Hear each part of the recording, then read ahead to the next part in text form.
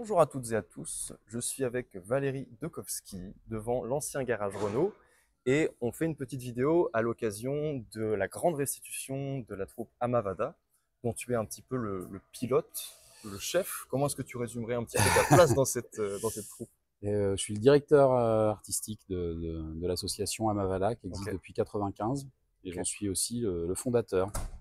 ok, C'est donc pas ça tout jeune. commence avec toi. Ouais. C'est quoi finalement la genèse de ce projet Amavada? C'est quoi l'idée derrière? Au départ, c'est des artistes de différentes disciplines qui se réunissent pour faire des projets en commun.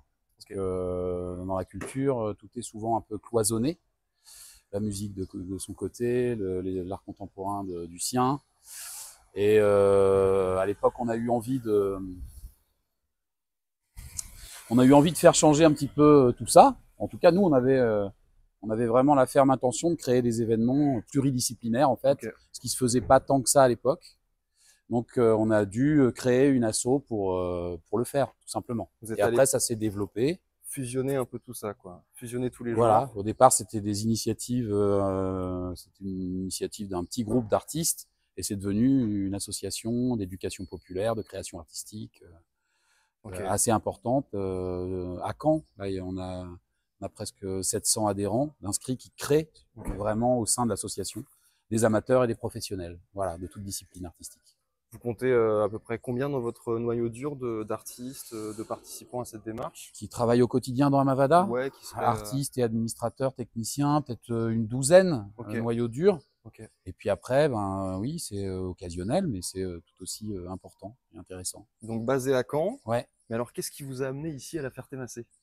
Alors au départ, c'est un projet à l'initiative de la DRAC, de territoire, de développement de territoire, en lien avec les petites villes de demain, Ok. et voilà, de diagnostic sensible en fait de la ville de la Ferté-Macé. Diagnostic sensible. Est-ce que tu peux nous dire en quoi ça consiste, un diagnostic sensible? Bah, justement, il y a un cahier des charges quand même, mais en fait, il y a quand même une liberté assez importante qui est laissée aux artistes qui interviennent. Ok, C'est l'idée surtout de ne pas faire un diagnostic trop administratif ou trop statistique ok, ou trop sociologique qui parfois rebute un peu et permet bien sûr d'ouvrir des travaux, des perspectives. Mais là, c'était aussi développer l'imaginaire, c'était essayer d'impliquer des habitants dans le projet vraiment dedans, en dur. hmm, Donc c'est des ateliers après. Atelier d'écriture, il y a tout un round d'observation. On a eu 2 semaines en fait d'entretien avec des Fertois. ok. Donc vous êtes allé Euh, directement à la rencontre. voilà, J'ai une phrase qui m'est venue quand tu parlais de diagnostic sensible. Est-ce que finalement le but c'est pas de créer des informations, de créer des expériences qui vont parler aux gens et qui leur parlent d'eux-mêmes aussi, oui, au-delà justement des normes ou de ces cadres sociologiques ou peut-être un peu trop froids. voilà, oui, C'est c'est peut-être ça. aller chercher quelque chose qui fait sens au quotidien, mais Qui qui sort quand même du quotidien, qui vient avec un nouvel angle peut-être pour peut-être et puis qui effectivement qui interpelle par exemple, qui interpelle qui peut questionner, qui peut par le rendre biais curieux. artistique. Et après ça va parler à certaines personnes, pas à d'autres. Il n'y a pas forcément l'objectif d'être dans un consensus Hmm, global. La démarche, elle est vraiment créative, elle est vraiment hmm, artistique. On se dit bon ben, de quoi on veut parler, comment est-ce que on peut être proche de l'histoire de la ville, de sa géographie, de ses habitants, mais sans leur donner ben, en apportant en tout cas une dimension esthétique aussi, c'est important.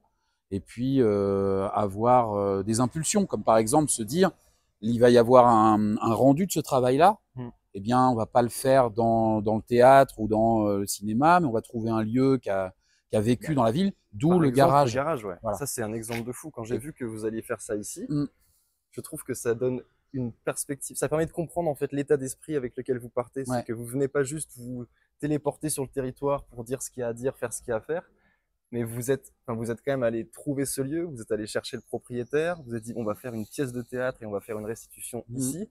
C'est un lieu que les gens ont jamais visité en fait. ouais, Et bah, peut-être que ce qu'on peut faire, c'est y rentrer un oui, petit peu, ouais, ouais, parce qu'on va s'y retrouver donc demain, samedi, entre 14h et 19h, si j'ai bien compris. oui. Et moi, je rentre dans cet espace pour la deuxième fois, hein. J'y suis passé simplement pour venir à votre rencontre il y a quelques jours. Mais combien de Fertois et de Fertoises n'ont jamais mis les pieds ici? Ou alors peut-être ils y sont venus pour Bah, réparer leur voiture. mm, Et là, ça va être l'occasion de découvrir finalement tout ce que vous avez incubé, tout ce que vous avez compris, tout ce que vous avez co-construit, parce qu'il va y avoir des faire-toi qui sont sur scène, qui vont Oui, venir faire le spectacle aussi. ouais, Si on faisait un petit tour des lieux là, est-ce ouais. que tu as envie de poser la caméra sur, par exemple, un des projets? Qu'est-ce que tu aimerais nous montrer là aujourd'hui sur Bah, quoi est-ce que tu mettrais le regard pour recréer la curiosité il y a quand même, il y a plusieurs choses. Là, quand on passe comme ça, c'est simplement en entrant, on voit des images du film.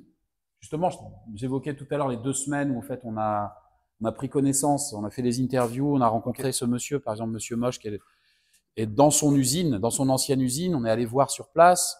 Donc il y a plusieurs témoignages comme ça qui ont donné lieu à la réalisation d'un film d'artiste, hein, Stéphanie Brault, qui a fait le montage, qu'on pourra voir avec le son demain. Ah, donc l'usine moche, j'ai vu beaucoup de gens, et j'ai vu qu'il y avait une émulsion sur les réseaux sociaux avec des Ouais. gens qui parlaient du coup de leurs souvenirs dans Ah cette bah oui, usine. parce qu'il y a plein de gens qui ont travaillé Et dedans. donc ça, c'est peut-être vous qui avez réveillé aussi ça Oh, nous, non, sans non, non. Je forcément pense la que prétention. c'est vraiment sur le territoire. Il y a un passé industriel qui est très important, et c'est aussi l'époque où La Ferté vivait fort, où Hmm. toutes les boutiques étaient ouvertes. Donc voilà, il y a ça. Il y a si on va un peu plus loin, donc là on croise Mélissa, qui est artiste photographe, qui a travaillé donc sur les photos qu'on a vues sur la devanture, mais aussi donc sur des tirages qu'on voit là, qui a aussi fait une balade sensible avec les habitants.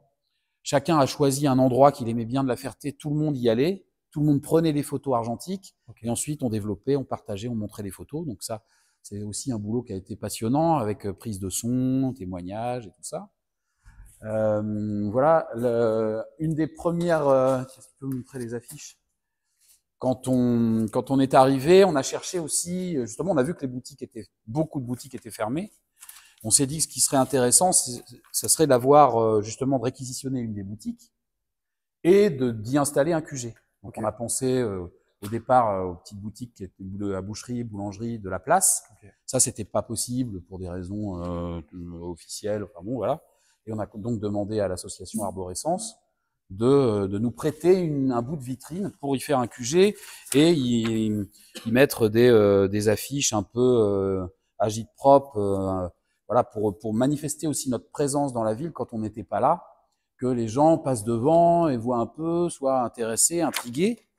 Et on avait plusieurs affiches comme ça qui pouvaient un peu questionner, se dire tiens, qu'est-ce que c'est que ça Et si à la Ferté, on s'écoutait? Des arbres, de l'eau, des fleurs. C'est un peu, moi, c'est un petit peu aussi, un peu mettre les pieds dans le plat, parce que bah, forcément, il y a des mentalités qui se croisent à la Ferté-Massé, Ouais, et puis quelque part, c'est un regard extérieur qui vient un petit peu secouer tout ça, qui dit et si, et si, oui. et si. Et puis c'est vrai que ben, alors c'est un regard extérieur. On connaît quand même la Amavada a pas mal travaillé en fait dans le coin. Ok, L'année dernière, on a fait un stage réalisation jeunesse et sport dans la forêt d'Andenne où on a créé le songe d'une nuit d'Andenne. Donc on a repris la pièce de Shakespeare et avec des légendes locales, on a reconstitué le ok. scénario et on a emmené les gens dans la forêt. Donc il y a déjà une expérience sur le territoire. Voilà, on a un peu travaillé aussi pas mal sur Bagnoles de l'Orne pour la fête Belle Époque, qui a Ok. lieu dimanche, on est aussi dessus. Voilà. Et donc, on connaît le côté imaginaire, la géographie imaginaire de la Ferté-Massé.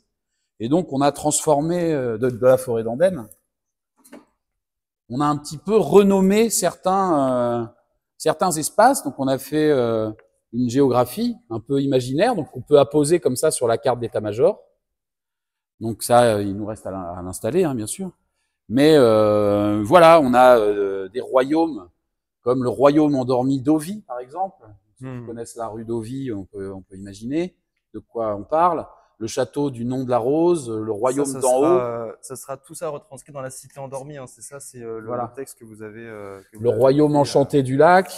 Et donc on a recréé en fait une espèce de légende arthurienne avec le territoire de la Ferté. Donc ça a donné lieu à une petite légende, la légende de la cité endormie, donc écrite un petit peu comme Chrétien de Troyes. Hein. Donc là, on a un auteur, Nicolas Sorel, qui a écrit cette histoire. C'est une fiction complète, mais qui s'inspire aussi des légendes locales. Et on a même écrit une pièce de théâtre, alors qui ne sera pas jouée en son entier, mais qui sera, on va dire, léguée à la population. Ceux qui voudront la monter allez-y, hein, éclatez-vous. On va en faire la bande-annonce samedi, en fait. D'accord, ok. Donc, les comédiens de la troupe professionnelle, on va s'appliquer à en faire la bande-annonce pour que les gens soient un petit peu intrigués, intéressés, et envie de lire la pièce, l'histoire, et d'aller un peu plus loin dans la démarche. Il y a toujours cette chose, c'est-à-dire que oui, on marque, on réveille, on secoue un petit peu, on voit avec ce qu'on connaît, ce qu'on a cru analyser, et puis après, bien sûr, il faut que les habitants s'emparent de ça. Et voilà. Si on va un peu plus loin, le travail de Mélissa aussi photographique a été repris par les élèves du collège-lycée Eréa. Ok. Pour créer ce décor. Alors là, il est encore emballé de cellophane parce qu'on ne veut pas le salir avant demain. Mais donc ça, c'est les quartiers nord qui sont représentés. Il y a 3 faces en fait. C'est un décor Toblerone comme on l'appelle. Ok. Quand on tourne d'un tiers de tour, on a la forêt où on a donc on a un autre puzzle qui se met en place. Alors, bien sûr, on le fait de derrière.